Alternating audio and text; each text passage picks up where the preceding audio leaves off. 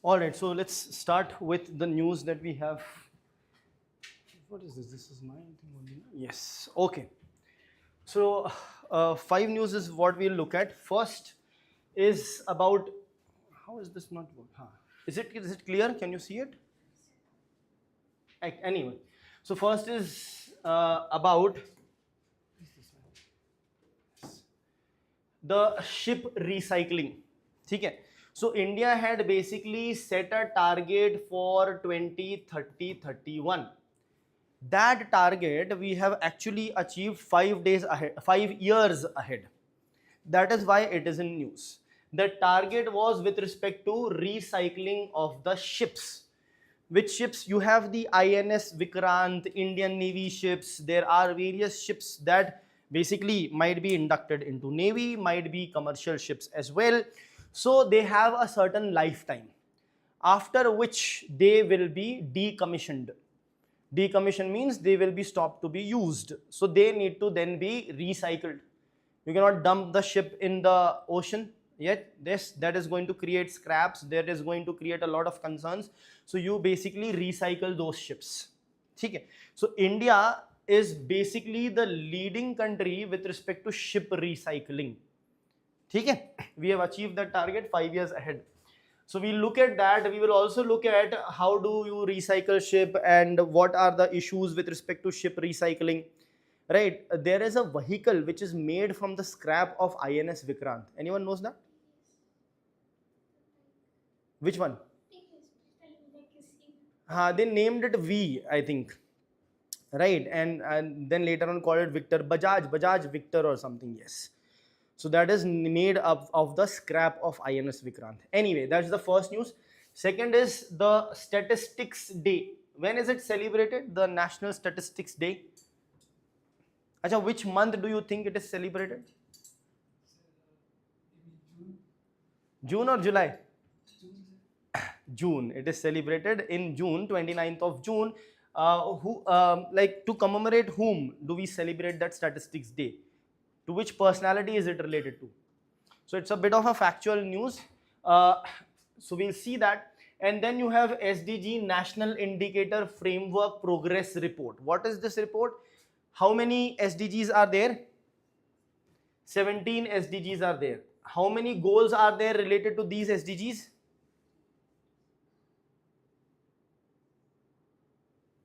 Yes, 17 SDG had 169 goals. Right, so where is India with respect to these SDGs? That progress report is there. So again a factual news, but very important to become your fodder for mains examination. Okay, we'll see that. Next is the news about strengthening food safety in India. Is food safety very strong in India or not? Why not?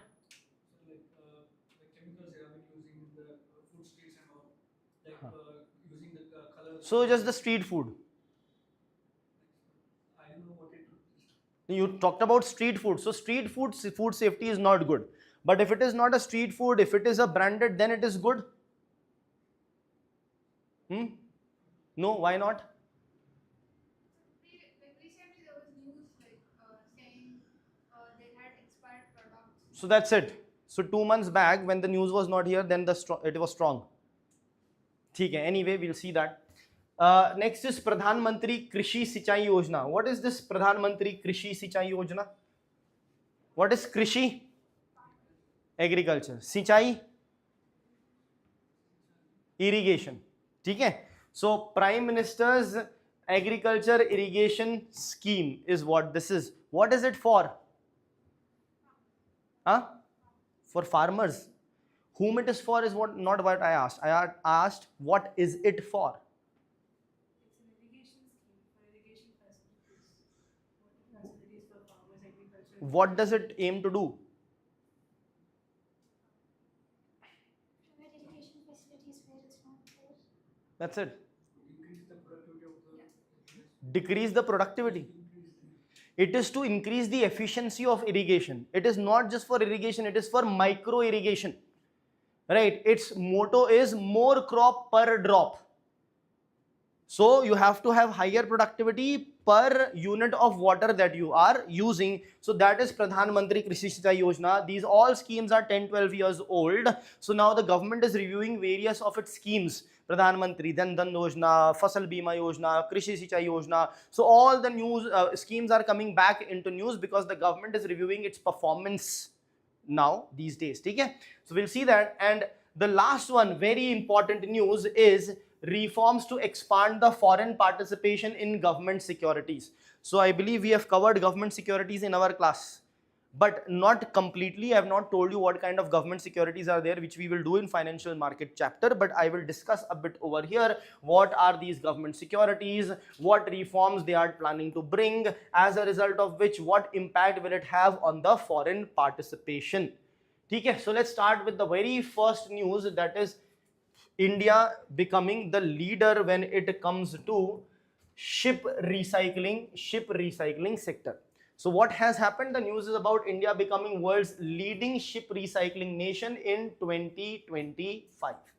Okay, we have achieved this target under Maritime India Vision 2030 ahead of schedule. I have already told there are very few things India achieves ahead of schedule. One of the scheme that we achieved the target ahead of schedule was Pradhan Mantri Ujjwala Yojana. Ujjwala Yojana was of LPG, free LPG connection and cylinder. First target was to provide it to 2 lakh people. We achieved it before time. Then we extended the scheme. We achieved it again before time. Now in the same manner we are achieving this before time. So it becomes very important. Okay? Now, so these are some basically data over here. 35.4% of the global market share, 35.4% of the global market share of ship recycling is being done by India. Okay? And the in top 3, you know, there is another country in top 3 which is our neighbor. Which country? Bangladesh. Bangladesh has a huge ship recycling capacity. Okay? So Bangladesh is also important, but yes, we are talking about us. So over 1/3 of share is of India. This is basically a big number. Okay? Let's move ahead. So India's ship recycling sector, what's the current status? Share in global ship recycling, as we know, has increased from 30 to 35%. We have recycled approximately, you can write approximately 3 million gross tons. 3 million gross tons have been recycled in 2025. There has been a huge increase in that. Okay? Now this recycling that happens, it happens under the Recycling of Ships Act of 2019. Okay. It is aligned with the Hong Kong Convention. Now what is this Hong Kong Convention? It is a convention related to ship recycling. So UPSC can simply ask you a question that Hong Kong Convention is related to which of the following? Ship recycling or carbon footprint or XYZ. So you should know it is related to ship recycling. What things are mentioned? What are the best practices for ship recycling? What things should be taken into consideration while you do that? All those guidelines are there in it. Okay? Now, so this is basically the news. If we move ahead, let's understand with respect to the credit. So ship breaking credit note scheme. There is a scheme for ship breaking. Ship breaking means to recycle, you have to first break it down. Ship consists of a lot of parts made up of different elements. So first you will break it. Different parts will be used for different things. So they will be sent separately for recycling.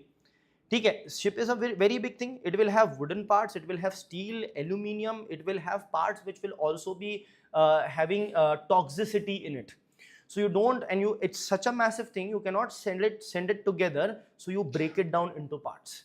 Then you identify the parts made up of different materials. Then you segregate based on different materials. And then you send it to different places for getting recycled and then getting converted into different things. One of the things that I told you was a motorcycle. So that is what ship breaking is all about. Okay? Now, the credit that was given for this industry is equal to 40% of the scrap value.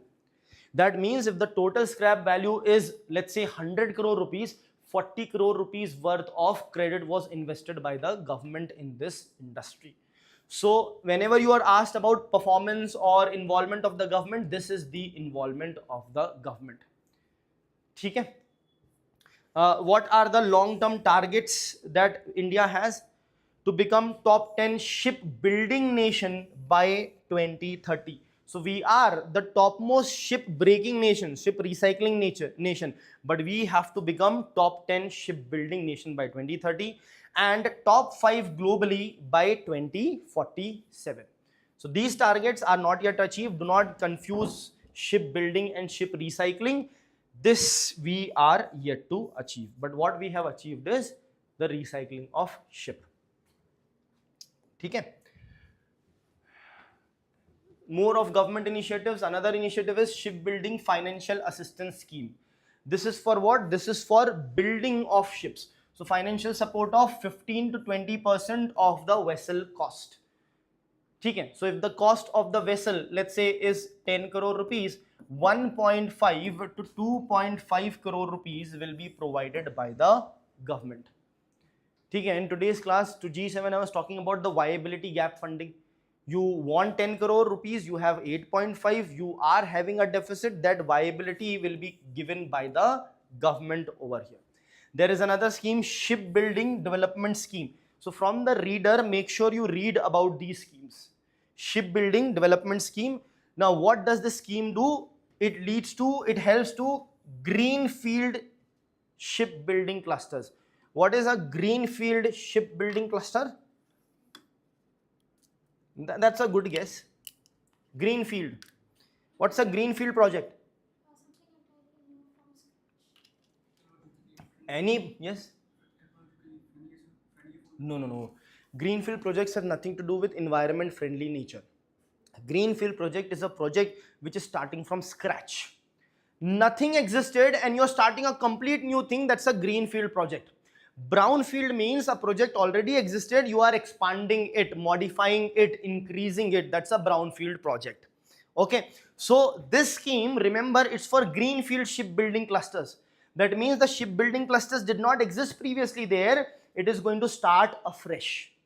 Okay, that is the idea, greenfield project. So when it is happening for the first time, the scheme will be applicable only for those clusters. If the shipbuilding clusters are already there, you need more money, you cannot go for this scheme. This scheme is only for greenfield shipbuilding clusters. Okay, so that is something important you should remember. Now other initiatives, maritime development fund. So under maritime development fund, 25,000 crore rupees have been allocated. 20,000 rupees is maritime investment fund and 5,000 crore rupees is under interest incentivization fund. Now what's the difference between the two? This fund government will invest to facilitate more investment from the people. I'll give you an example. How does this work? Let's say there is a huge space, empty space, right? How will the development take place? No one will want to buy the land over there. Even if they have bought, they will not develop it because this area is empty and the region around us is also empty. So what the government does is government invests its own money over here and starts building projects. Let's say manufacturing zones, etc., or roads, etc., will be built. Now the private sector realizes that there is development happening, so now the private sector will also invest their money over here. Is that clear? This is how the government facilitates the production or the development. Now next is what? Interest incentivization fund. So whoever will start to develop this particular area, if they will take any loans or anything, there will be interest incentivization, that they can get low interest rate loans. Now how will they get low interest rate loans? The bank will give them at, let's say, 8%. The government will give them 2% back, so the effective cost will be only 6%. That is interest incentivization, right? That is incentivizing the private sector to basically develop projects in that area. So this is your maritime development fund.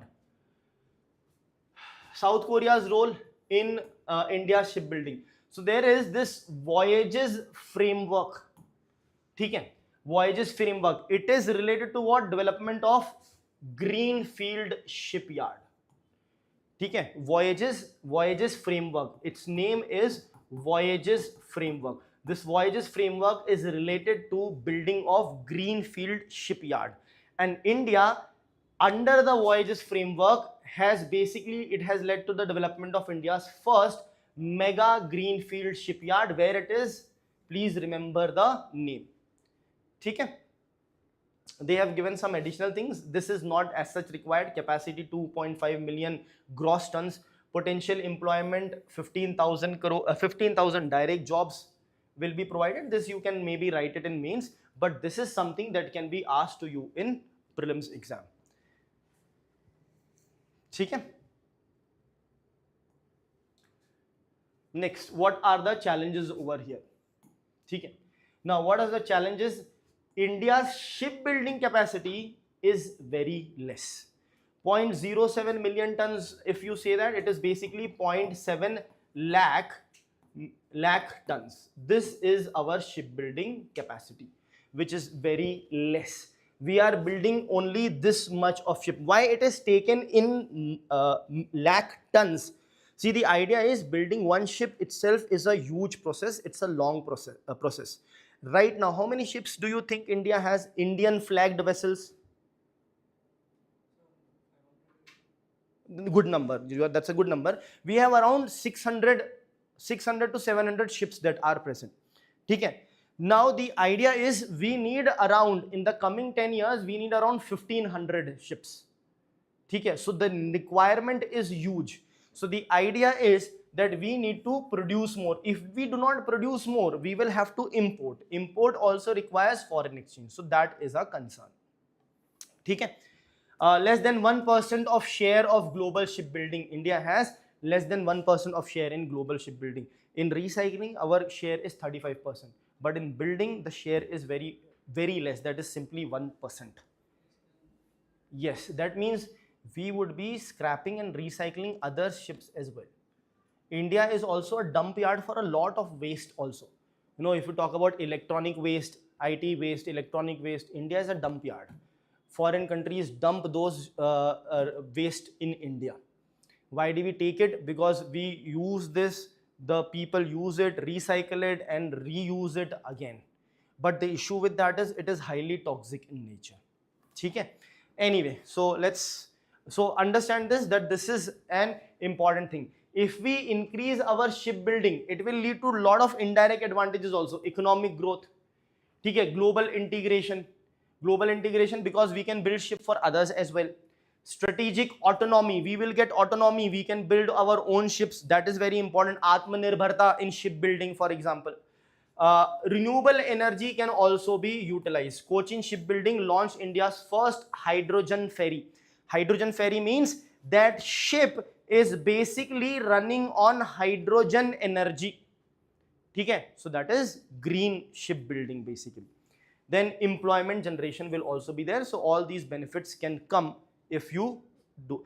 These benefits, if you look at it in any industry, if you produce more, employment will be there, economic growth will be there. If you produce in a green manner, then sustainability will be there. So these are common points that you should remember. Okay? Yes. So another issue is limited dry docks. What are dry docks? Areas where the ships can be built. Ships can be, if you want to build a ship also, you will not be building in oceans. So dock, what is a dock? Where basically the ship harbors or rests, that is a dock. Now you need a dry dock wherein you are building the ship so that the ship can be there. You will need months and years for that ship to be built and commissioned, right? So you need also space. So India has a lack of dry docks as well. And you cannot have a dock wherein only 1 or 2 ships can be built, right? Because then you need to take the entire party somewhere else, the engineers somewhere else to build there, then to build somewhere else. So what you need is a mega dry dock wherein multiple ships can be built together. Is that clear? And when you are building multiple ships together, you can have economy of scales also in the production. Or else you build one ship here, then you wait and then all the engineers are transferred somewhere else. It's not going to be efficient. So that is the idea over here. Less than 1% share in global ship MRO. MRO is basically maintenance, repair and operations. So when it comes to maintenance and repair also, we are also far behind in the global level. Okay, so only we are recycling, but in other things we are not doing well. So what's the way forward? Adopt South Korea's Ulsan cluster model. Ulsan cluster model, basically Ulsan, a place in South Korea wherein they have started a cluster based model. Cluster based model means everything will be linked, right? Everything will be linked. Basically this dock will be linked to the maritime boundary that is there, and they will link it to each other, as in there will be a separate cluster wherein only ships are built, nothing else is done. So that is a cluster which has been developed. For example, in Delhi there is UPSC cluster, right? So everyone goes there, starts living there. First week you will roam and identify which is the best institute, which is the best library, from where I should get what. Everything is at one place. It makes it easier. In Bangalore, because the UPSC market is not that developed, you have staggered. One institute is here, another institute will be somewhere else. So when it is clustered approach, it brings in more efficiency in the system. Okay, so integrate ship recycling with domestic shipbuilding for a circular maritime economy. You are recycling at one place and there only you have shipbuilding. So what will happen? Whatever the things that can be used in the ship. You don't have to recycle it. You don't have to send it somewhere else for selling it off. Nothing like that. So that is the idea of building the ship in clusters. Okay? So that approach can be taken. Yes, let's move ahead to the next news. This news is quite factual in nature. Please remember for your prelims specifically. So Statistics Day observed annually since 2007. So this will be the 20th, right? See, what happens is when a baby is born and 1 year has passed when the baby is born, when you celebrate the birthday, that is actually baby's second birthday. The first was when the baby was born. Okay, because on the second birthday, exactly 1 year and 1 day has elapsed.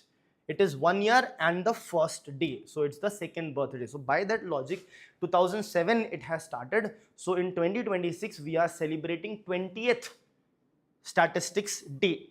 Okay? Objective is to promote awareness of the role of statistics in socio-economic planning and policy making. This is basically the objective.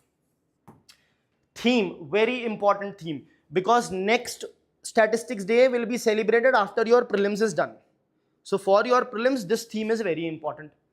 Unlocking the potential of administrative data, emphasizing use of government administrative data for evidence-based policy making. This is the theme of this year's National Statistics Day, and it commemorates P.C. Mahalanobis, who was the architect of the second 5-year plan. Okay?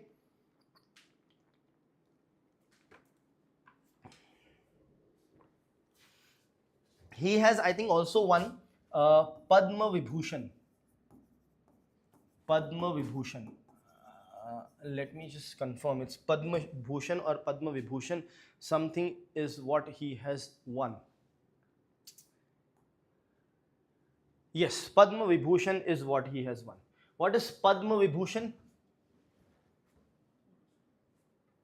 What is it? Huh? Second most. Second most. What's the first? Bharat Ratna is given to whom?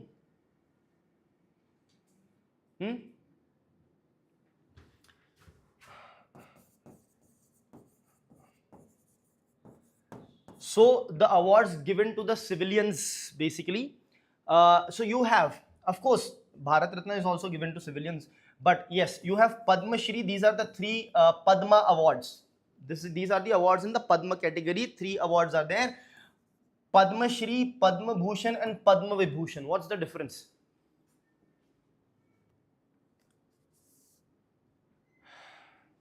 This is Padma Shri is for distinguished services that civilian has provided. This is for basically distinguished service of higher order, and then this is exceptional and distinguished service, right? So there is not much different, but there is slight difference. So there is a hierarchy.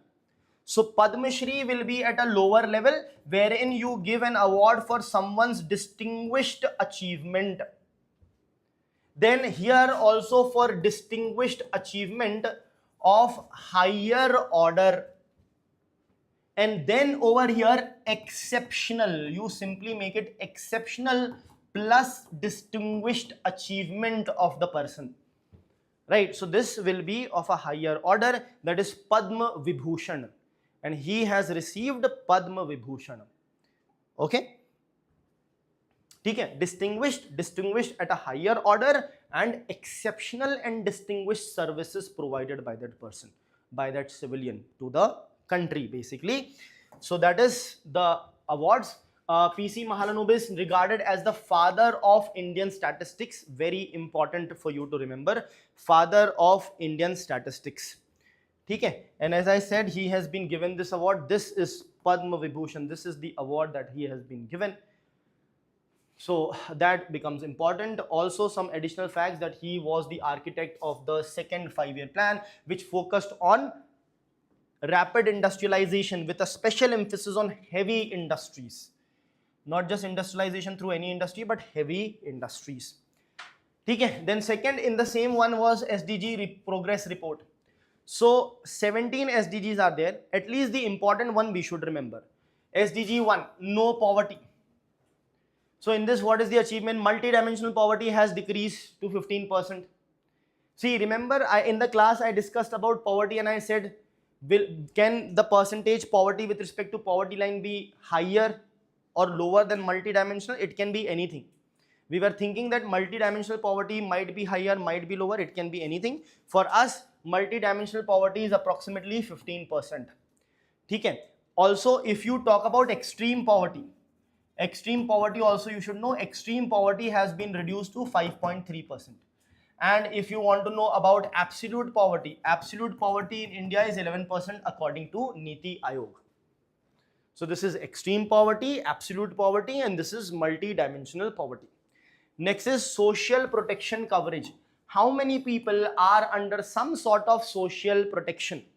For example, you may have pension scheme, national pension scheme, new pension scheme, Atal Pension Yojana. There are a lot of pension schemes, social, there are also old age pension scheme, right? So some sort of social protection is provided to 65.3% of the people.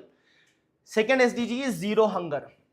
Now we have improved on this, but we are still very terrible in that. We have improved child stunting from 38.4 to 29.3%, but still 29.3% is very, very high. Underweight children from 35 to 31, still it's very high. Underweight. Then SDG 3, good health.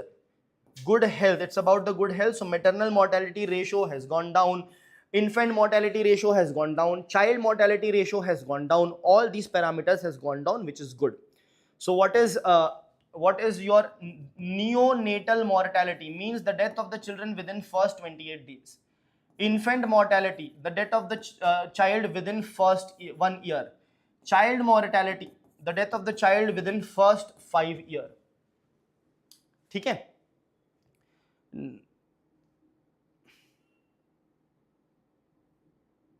Yes, clear? This you should know, neonatal, infant and child mortality. Okay? Please, you can write that down if you want.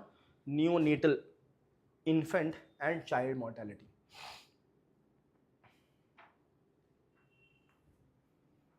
And all these parameters in India have gone down. Okay? Sure. Next, SDG 4, quality education. So, see, first of all, this is certain facts which is given in the progress report. In mains, it need not necessarily mean that more classes are connected with internet, so the quality of education will automatically increase. Because there is a counter to this. There is an NGO every year which it does NGO Pratham does annual survey on education. They take someone from 6th standard, give them 4th standard maths, and people are not able to solve it. So there are a lot of intricacy in this, but yes, schools with internet from 46 to 84%. So 84% schools are with internet. Okay, fair enough. Gender equality, sex ratio at birth is better.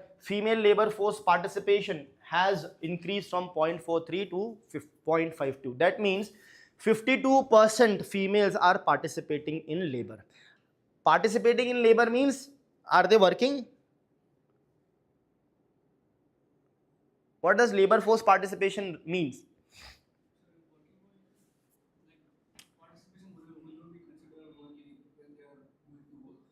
No, that is workforce. Labor force means able to work, willing to work, and searching for job. Part of them may get the job, part of them may not get the job. Workforce is when you are actually working. That's the workforce. So I'll tell you, unemployment rate equals labor force minus workforce divided by the labor force into 100. ठीक है. Labor force includes people who are working plus people who are willing to work, willing, able, searching, but still not getting the job. So this is labor force. So out of every 100 females, 52 females are either working or are on the lookout for the job. ठीक है. That is what labor force is. Workforce will consider only the people who work. ठीक है. Next, SDG 6, clean water and sanitation. Rural pipe water supply increased from 48% to 81%. Wastewater treatment increased from 18% to 82%. SDG 7. This changes that we are talking about, it is from 2015 when it was applicable to present. ठीक है. SDG basically millennial development goals were replaced by SDG in 2015, and we have to achieve it by 2030. 4 years are remaining. Okay. Yes. SDG 7 is affordable and clean energy, 100% household electrification. There is an issue in this. Issue is a village is considered to be electrified when 10% of the households are electrified. So here 100% electrification is of the fact that the cities and villages are electrified, but not necessarily every house might be receiving. There might be still challenges. Also, it does not take into account the fluctuation in the electricity, the shutdown of the electricity. All those concerns may still be there. Renewable capacity nearly tripled. This is good. We have actually increased our capacity. Now, with respect to installed capacity, renewable energies installed capacity is higher than the non-renewable installed capacity. Okay? SDG 8, decent work. Our unemployment has gone down from 6% to 3%. How much percentage decline is that? 50% decline. Okay? You had 6 apples, now you have 3 apples. The number of apples you have has gone down by 50%. Clear? Next, SDG 9, industry and innovation. So manufacturing employment increased. 99.5% population covered by 4G network. Okay, this is fine, but now we are in the 5G era. So this is related to innovation. So almost everyone is covered by 5G network. SDG 10 and 11, decline in rural urban Gini coefficient. What is Gini coefficient? Yes, so Gini coefficient basically measures inequality. Higher the Gini coefficient, higher is the inequality. Okay. Next, door-to-door waste collection. Yes, that is there. They come with their vehicle, right? They play a nice song also to collect the waste, right? So that is definitely there. Waste processing has also increased. So the waste, they ask you to properly separate the dry and the wet waste. Why? Because of waste recycling and all. Okay. So if I talk about polythenes, plastic, is it dry waste or wet waste? If the polythene is wet, then if liquid was filled in the polythene and it is wet, so it is dry waste or wet waste? It is still dry waste. ठीक है? What is the difference between dry waste and wet waste?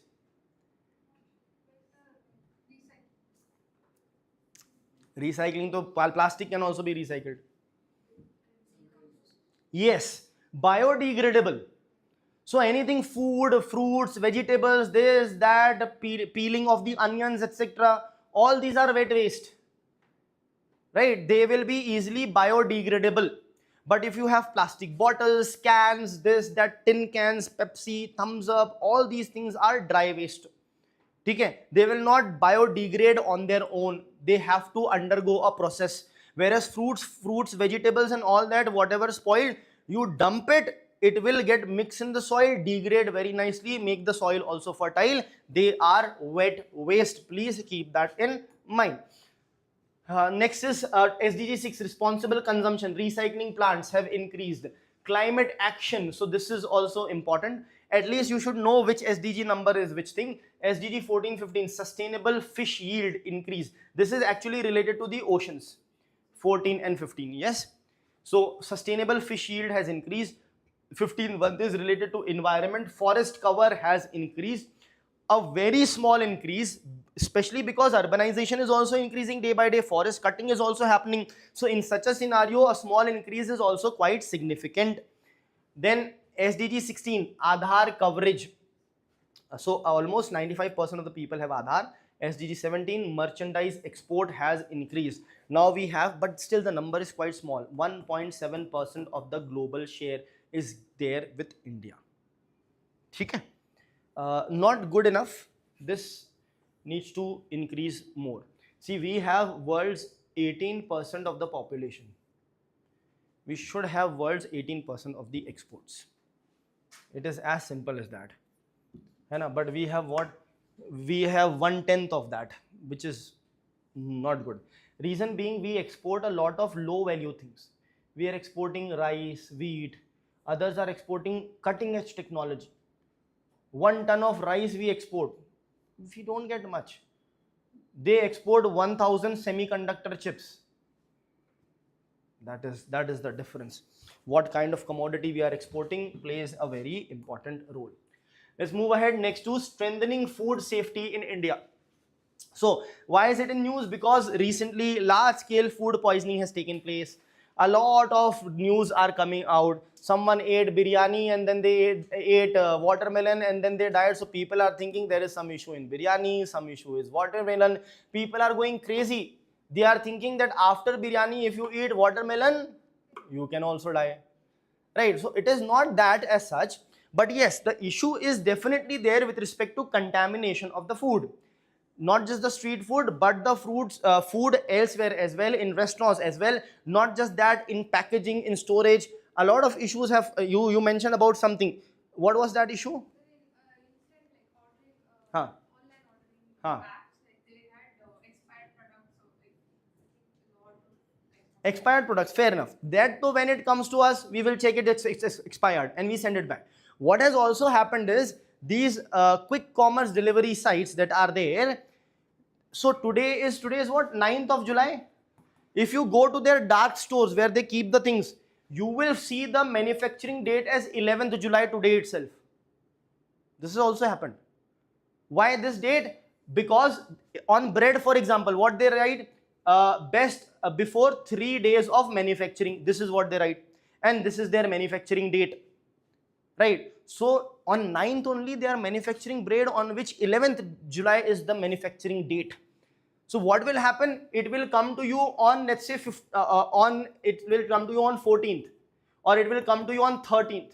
On 13th you feel it is fresh because 3 days has not passed. But actually on 9th it was prepared, so 3 days has passed.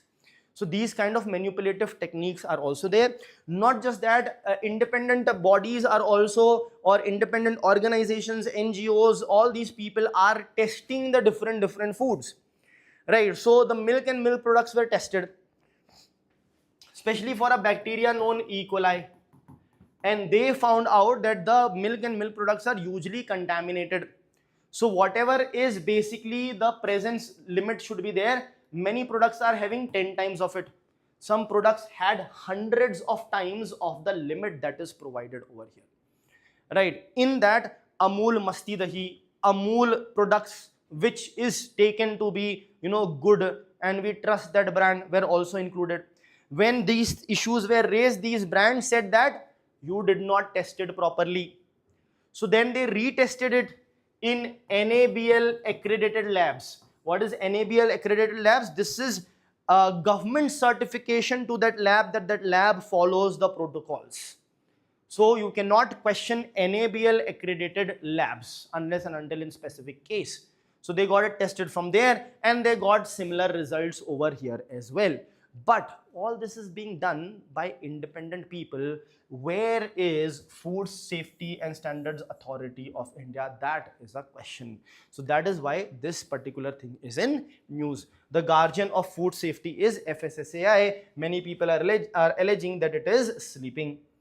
Anyway, so what's the current concerns? So reports are saying that approximately over 1000 deaths. So these are basically deaths. So if you look at 2024 data, over 1000 deaths have taken place because of food poisoning in India alone. So 1000 people are dying basically. Okay?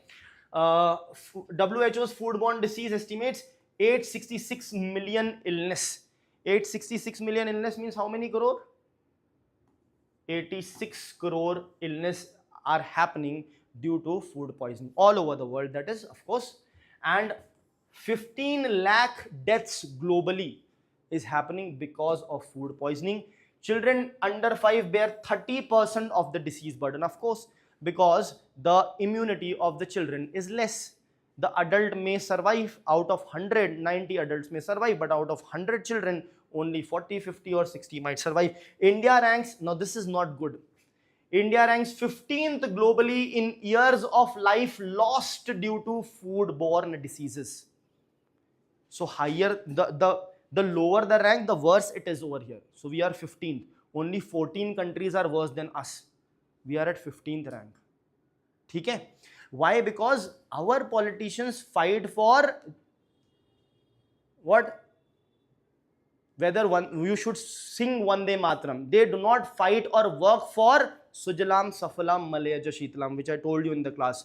Good food, Sujalam, good water, good food and good air.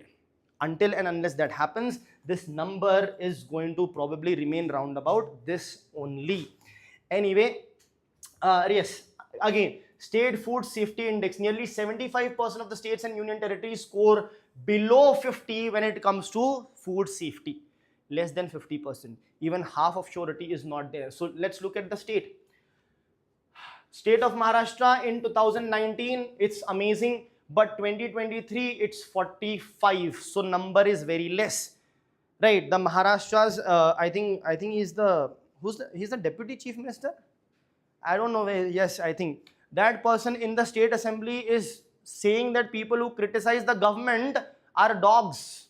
Even dogs don't ask to the people who criticize the government, right? That is the kind of unparliamentary languages that is being used, and the actual issue is basically put under the carpet, and that is being taken as dishonor of the state of Maharashtra. How is it a dishonor of the state of Maharashtra?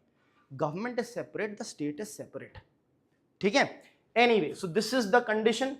Bihar, the state of Bihar from 4. So if you can see, the states have only worsened. This state has gone to 20. Okay? Gujarat from 73 to 48. Andhra Pradesh 24. Chhattisgarh 26. Okay?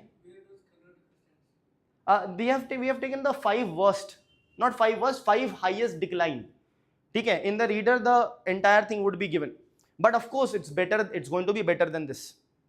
It is going to be better than this. I believe, yes, it's better than this. Okay? Yeah, the percentage of decline is quite high. That is why.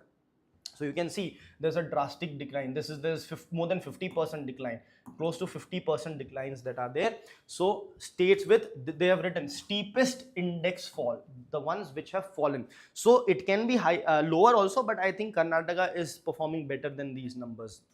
I hope. Let's see. Okay. Poor performers, Jharkhand, Uttar Pradesh, these are poor performers. Fair enough, we have seen Andhra Pradesh is also poor performer. Anyway, so this is the situation of it. Now, what are the challenges? First is regulatory and institutional gaps. Okay, regulations are there, what needs to be done, all those things are there, but the implementation is very less. Implementation, how will implementation will be strong? When you inspect, randomly select a restaurant, inspect, randomly select a dark store, inspect. So if inspection is not going to happen, then this is what is going to happen. Low food sample collection, the number of food samples that are being collected is very low, the number that is being tested is very low. So despite a large number of food business operators, so huge amount of food businesses but very low amount of sample that is being tested. Around 40% vacancies in FSSAI's central positions. So there is vacancy also. So if let's say there will be 1,000 people, 400,000 needed, 600 people are present, 400 are not even there. Now why it is not there? See, government, whenever you talk to government saying that there is vacancy, government says we are not getting talent. Our bureaucracy is overworked. The government says we are not getting talent. But what they are doing is they are saving money. They are basically saving money. That is what a business does. Let's say this business tells me to teach 6 subjects. What the business is trying to do? Make me work more and save their own money. Right? Chalo, here to there is profit motive. They are saving for themselves. But will save for themselves. But in government, that is our money. Should be used to govern us. So these kind of vacancies should be, having vacancies should not be tolerated at all. Why is there a vacancy where people are dying? But what they do is they spend everything on elections, on freebies, on everything, and corruption, for horse trading, for buying the MLAs, MPs to switch the parties, and for this, they don't have money. Can there be any other reason for this vacancy to exist in a country wherein 1.5 billion people are there? It cannot be. Are you saying we don't have talent? Okay. 3,000 people will go for personality test for UPSC. 1,000 will be selected. Are you saying those 2,000 are worthless? And like that, there are many exams. There are many people. Are they worthless? And what do you need to collect sample? What kind of qualification you need? So this is the situation of the country. Over 1,200 food safety officer posts vacant nationwide. So actually 1,200 is vacant. So there will be around 3,000 people. So 1,200 food safety officer posts are vacant around the country. Okay. Then yes, what are the risks? Heavy metal risk is also there. What is this metal? Others? Huh? What is this? Let others answer, please. What is this? Then what is this? And this too you should know, na? It's liquid at room temperature. Mercury. Only she knows. Right? What is this? Arsenic, lead, cadmium, mercury, arsenic, heavy metal toxicity present in food. Okay, arsenic is the biggest one of them all. It is present everywhere. Water table going down, arsenic is present. Okay, mercury, poisonous. You have mercury in thermometer. It is the element that is liquid at room temperature. Okay, so it is used to measure the temperature. So if anyone drinks it, person will be poisoned. Okay? Anyway, measures needed to strengthen. So what is needed? Strong enforcement is needed. Fill the vacancies. That is what you have to do. Collect more samples. Test more. Rigorously implement the provisions that are already present. Also, what they can do is they can have front of pack warnings. Everything, the presence of toxicity, this, that is at the back of the label. Right? In very small things. So front of the label warning should be there. Ingredients you can write at the back, but front wherein you are advertising, write down what all issues it can create. Right? It hardly would matter later on, but at least it will safeguard some people who might pay attention and stop using or reduce using. On cigarette packets, 70% of the front side and 50% of the back side needs to be advertised visually, wherein they show person with cancer, lung cancer and all that. Still people smoke. The number of smokers are increasing. In the name of empowerment also it is increasing. Yes. That's what. No, it is the psyche of the person who's smoking. Of course, we don't consider it. That was on a lighter note, right? For example, I'll just simply tell you the psyche of the people. They watch in the cinemas, people are smoking. Now, there is a small, this thing, what do you call it as? Disclaimer. But what happens is the actor is smoking in a very stylish manner. The actor is burning that cigarette with a gun, which that person has just now used, and is showcased as a style, right? So that is how it first starts. Okay? And then what happens is it's habit forming. So I know my friends, they are smoking. I said, stop it. No, yaar, I am in control. I smoke only once or twice in a week. After 2 months, I'm meeting and I'm asking, stop. Sorry, I can't stop now. I'm habitual. So it starts like that for any XYZ reason, of course, right? But then it persists because they are also habit forming. That is an issue. And not just that, in our food also things would be added which can make us caffeine, for example. Now caffeine, you can get addicted to caffeine. So in the same manner, you have to have, if it is sugar, sugar is very harmful. So all that has to be mentioned. Now you are basically selling Bonvita. 100 grams of Bonvita have 25 grams of sugar, right? You have Horlicks, you have women Horlicks. Now, women Horlicks also has the same ingredient and has the same amount of sugar, but it's marketing tactics that is there, right? Horlicks for children, Horlicks for women, this, like there is fairness cream for men, right? Then there were certain issues, so now they don't call it as fairness cream. Yeah, now they talk about glowing skin. Fair and glow, glow and fair, something like that, right? So that is the idea. And also, tomato, Kisan tomato ketchup. So they have something known as fresh tomato ketchup. That is what they write. It is the name of that particular ketchup. If you ask, boss, there is no fresh tomato in it, they will say, this is the name, right? So for example, you can open UPSC Institute, name it Best UPSC Institute. So what will happen? Your institute is the best. Okay? That is the idea over here. Okay?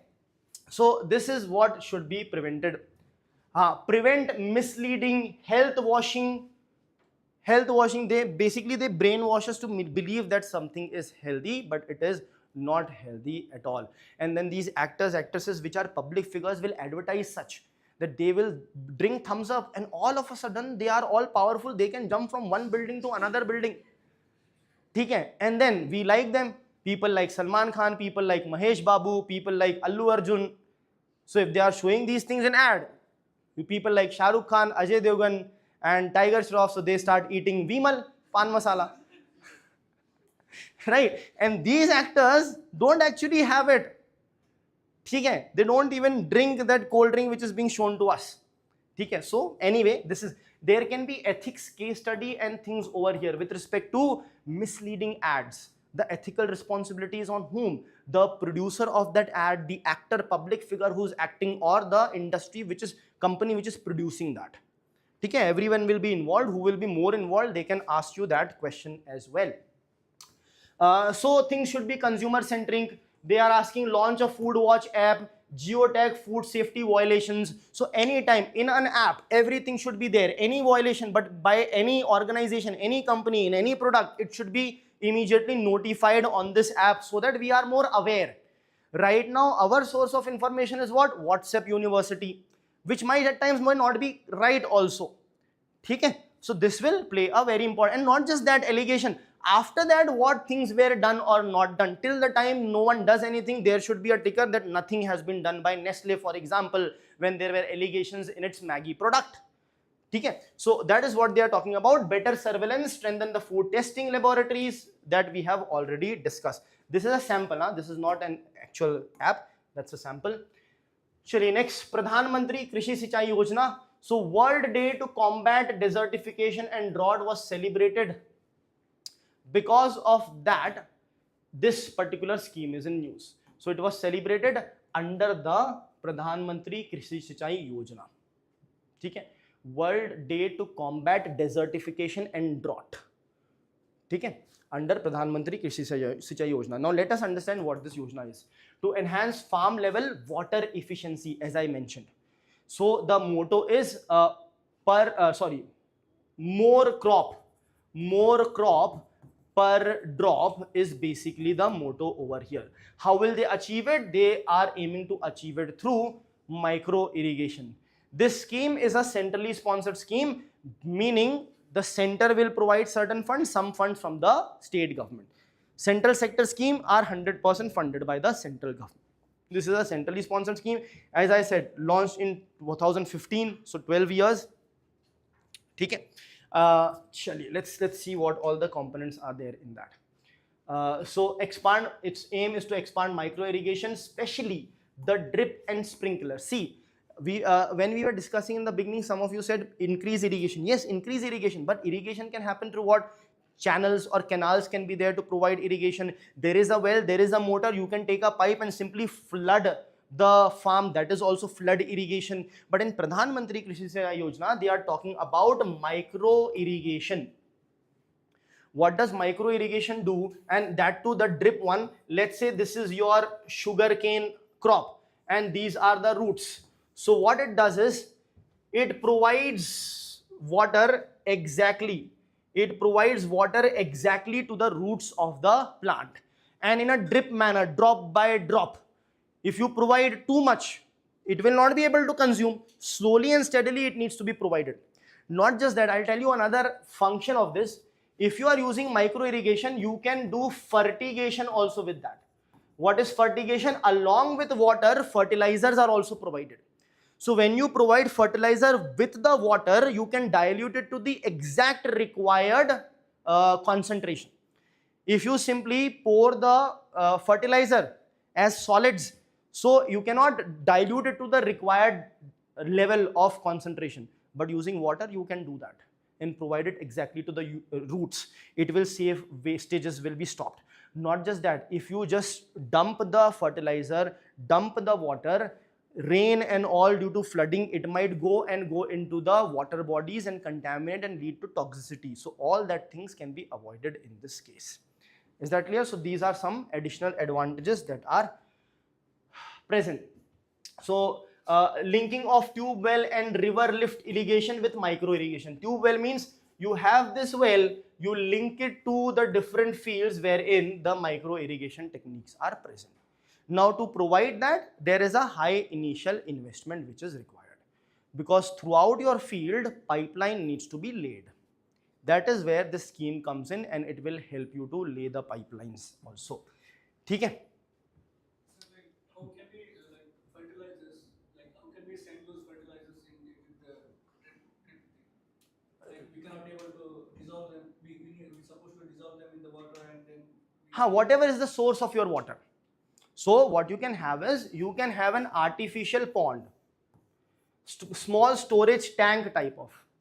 In that tank type of, you know exactly what's the quantity of water, you know exactly what is the quantity of fertilizer, and from here the pipe goes and it distributes it.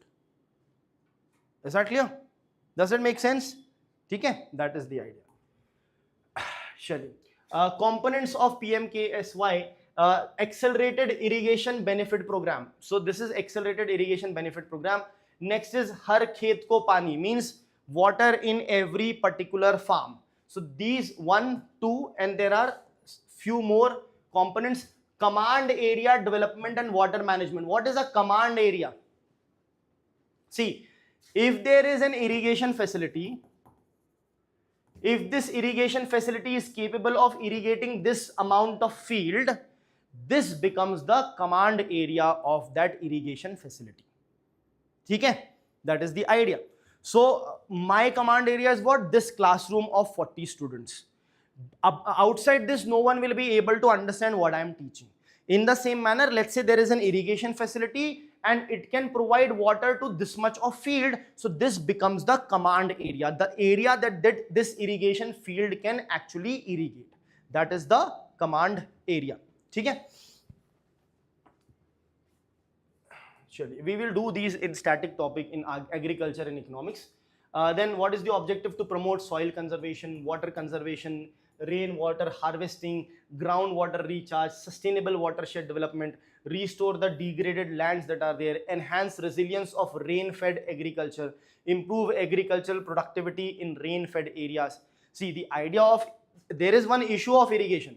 The issue is what? Because irrigation facility is present, what is happening is, area wherein the rainfall is actually low, people are still growing water guzzling crops. Water guzzling crops means the crops that require huge amount of water. For example, Punjab and Haryana grow a huge amount of rice. Rainfall is less over there. How are they able to grow? Irrigation facilities there.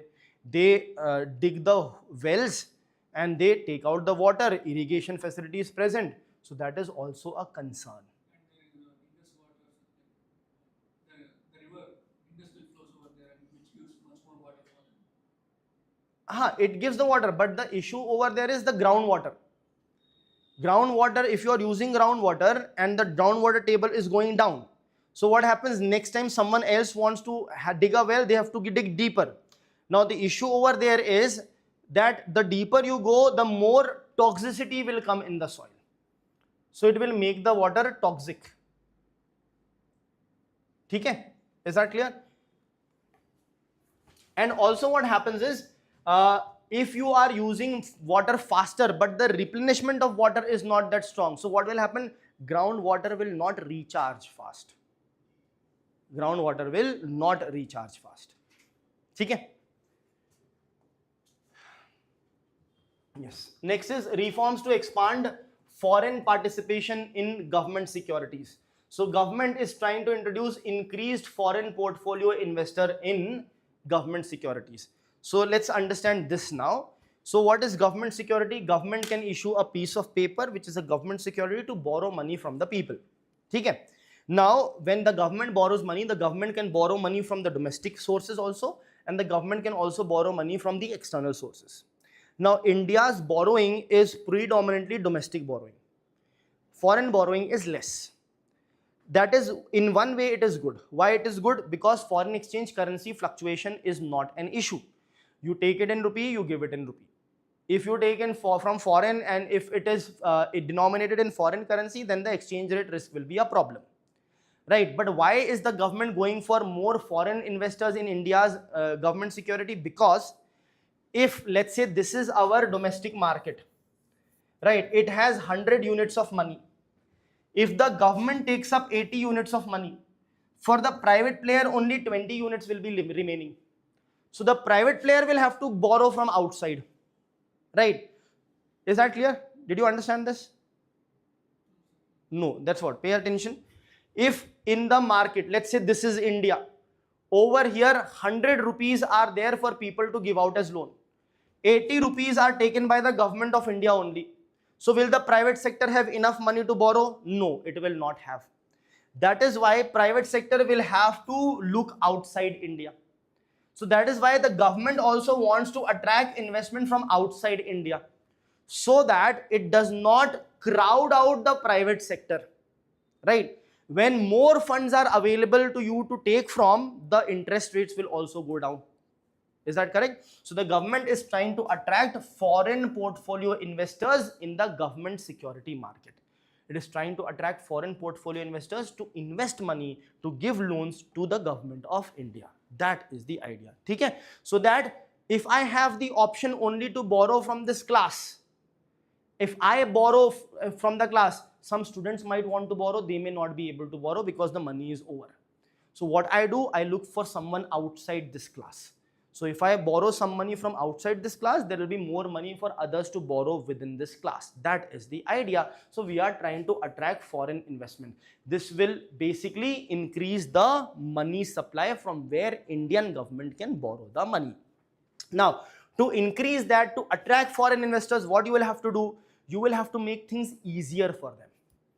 every time they should not be required to take approvals, right? There should be one single window clearance system for the approvals. Automatic approval should be there, wherein some companies have already invested 10 times, 11 times, there should not be any need for approval. When you make things easy, that is when they will invest in government securities. Clear?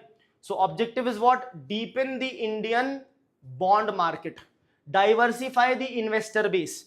Just domestic person being investor is not enough, diversify it, get foreign investors also on board. Okay, that is the idea, that is the objective of this reform. Now, so to get this reform, what they are doing is they are expanding fully accessible route. Okay, what is fully accessible route? In fully accessible route, what happens is, see, whenever any FPI, foreign portfolio investment, comes to India, they are restricted. There are certain restrictions, right? So in fully accessible route, you want to remove all those restrictions. I'll tell you a simple restriction. A simple restriction is what? When someone invests $1 million, now after a few years they might want to withdraw their money. When they want to withdraw their money, we don't give them their entire money at the market exchange rate. 60% is given at a market exchange rate and 40% is given at the government and RBI determined exchange rate. As a result of which it acts as a penalty for them. This is also a type of restriction. So all these restrictions that exist in terms of them investing in India, we need to remove these restrictions so that they are able to invest in India. Is that clear?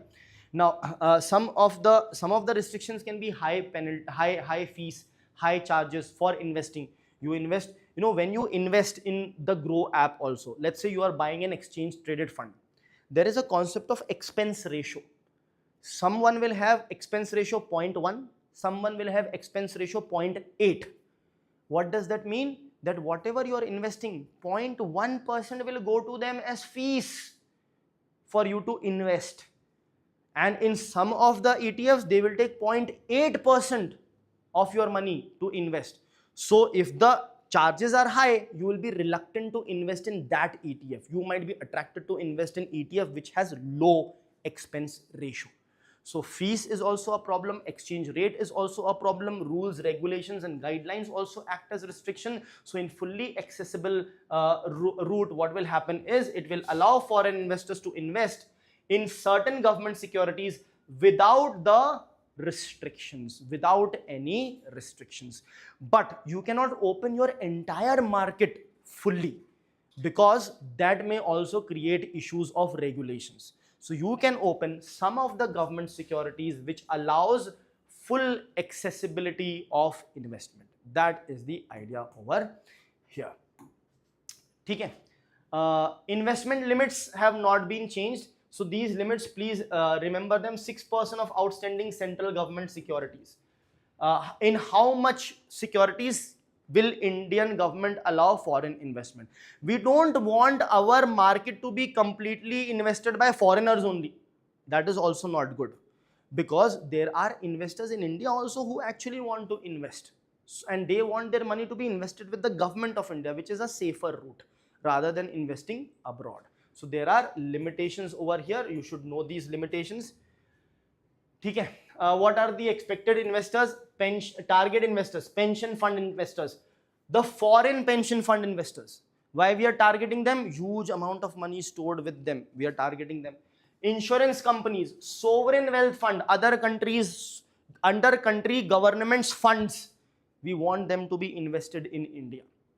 Okay. This is what the target is. Okay. Expected outcome, of course, this is simple. Higher market liquidity, more money will come in the market. Better price discovery, we can get loans at a cheaper rate. If I need 100 rupees, 100 people are ready to give me 100 rupees. I can take it from the person who gives me the least interest rate, at least interest rate. So that is what? Better price discovery, strong monetary policy transmission, lower government borrowing cost. So this will lead to lower cost of borrowing. Interest rates basically will go down. Okay. I have not delved deep into that because bonds and all that we will do in the class. Okay. Chaliye, let's try to solve these questions. With reference to the recent initiatives related to India's shipping, recycling and shipbuilding sector, consider the following. The ship breaking credit notes scheme allows ship owners to utilize a part of the credit earned from recycling a ship towards building a new ship in Indian shipyard. That is correct. Please read the guidelines from the readers. Okay, so when you break the ship, recycle the ship, whatever money is earned, you can utilize it for shipbuilding. Next, the Hong Kong Convention primarily regulates international maritime freight traffics. Third, the Maritime Development Fund includes both equity-based and grant-based funding mechanisms. What is equity-based? Shares. So it consists of equity as well as grant-based. Equity-based means you are basically fund which is equity-based. That means I will give you the fund, but against that you will give me some equity. So if you are doing this particular business, let's say shipbuilding business, so I am not going to simply give you 1 crore rupees of loan which you will return it to me, but that is an equity. So 1 crore rupees gives me, let's say, 10% equity in your shipbuilding. So whatever profit you earn, you will be giving me 10% of the share in that. That is equity-based funding mechanism. That is correct. Next, which one of the following correctly describes Mahalanobis distance? Okay, this is there in the reader. Only after you will read, you will understand. Let's try to see if it's possible for us to understand from this. A statistical measure used to estimate national income. A metric used to measure the distance between a point and a probability distribution. A method used for population census enumeration. A technique for calculating inflation-based consumer expenditure. Now just think, he is known as the father of Indian statistics. Which is closer to statistics? Because the word statistical is used. No. You have to, yeah. B. In statistics, probability, deviation, standard deviation, all these things are important. It's mentioned in the reader. I should not have taken this question. You have to read the reader first. Okay. Next, which one of the following components of the Pradhan Mantri Krishi Sinchay Yojana primarily focus on promoting drip irrigation, sprinkler irrigation, precision irrigation, and efficient water use? हर खेत को पानी is to providing irrigation facility everywhere. ठीक है. Efficiency with the use of micro irrigation is per drop more crop. I said it the other way, more crop per drop. It's per drop more crop. ठीक है. This is related to water efficiency. Okay, this is related to water efficiency. Which one of the following best describes the fully accessible route introduced for government securities? Allows only domestic institutional investors? No. Yes. It permits foreign investors to invest in specified government securities without the restrictions applicable under the general route. This is the correct option. Important thing to remember is it is for foreign investors. Next, with reference to food safety regulation in India, consider the following statements. Food Safety and Standards Act 2006 mandates registration and licensing of food business operators. Yes. Food Safety and Standard Licensing and Registration of Food Business Amendment Regulation introduced a risk-based inspection framework. Yes. Under the new framework, every registered food business operator must be inspected annually irrespective of its risk profile. See, they have to be inspected but not annually. Okay?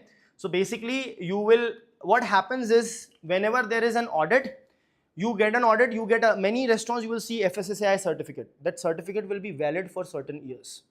After that, you will have to get your recertification done. Okay? Is that clear? Yes. Are you guys reading the reader? Please read it because factual things you will find it from there. Okay? Any doubts, guys? Yes? How long is it valid for? It is valid for around 3 years.